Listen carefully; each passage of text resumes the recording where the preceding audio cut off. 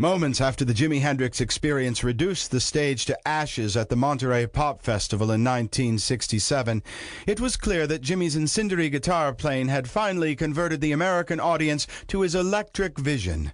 And it had been a long time coming. James Marshall Hendrix was born in Seattle, Washington on November 27, 1942. Jimi first took up the guitar in his early teens, religiously jamming to blues heroes Muddy Waters and Robert Johnson. He played in local bands until dropping out of high school and joining the Army, where he formed the King Casuals, a group he remained with after he was discharged in 1962 when he suffered injuries in a parachute drop.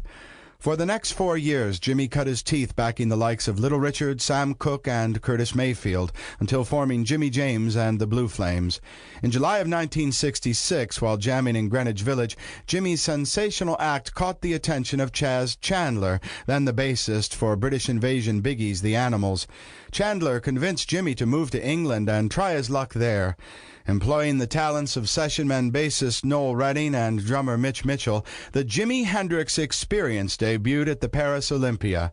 Jimi was an instant star. His flamboyant, fuzz-driven, feedback-laced, psychedelic reinterpretation of the blues pushed the limits of rock and dazzled English audiences. Jimi's prestigious powers made fans of London luminaries like Eric Clapton, Jeff Beck, John Lennon, and Paul McCartney, who regularly made the scene to witness the Experience's outrageous shows.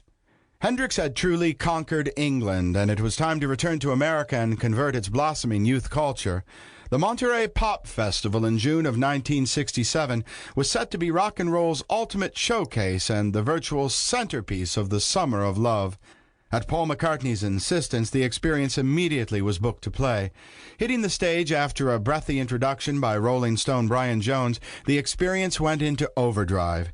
Jimi assaulted, humped, stroked, caressed, and ritually set his guitar alight, leaving the audience astounded, aghast, and ultimately believers. Jimi took the States by storm, finding huge success with hits such as Purple Haze and The Wind Cries Mary. Albums Are You Experience, Axis Bold as Love, and Electric Ladyland were accepted as trailblazing masterpieces. In 1969, Hendrix broke up the Experience and sought retreat in the small town of Liberty, New York.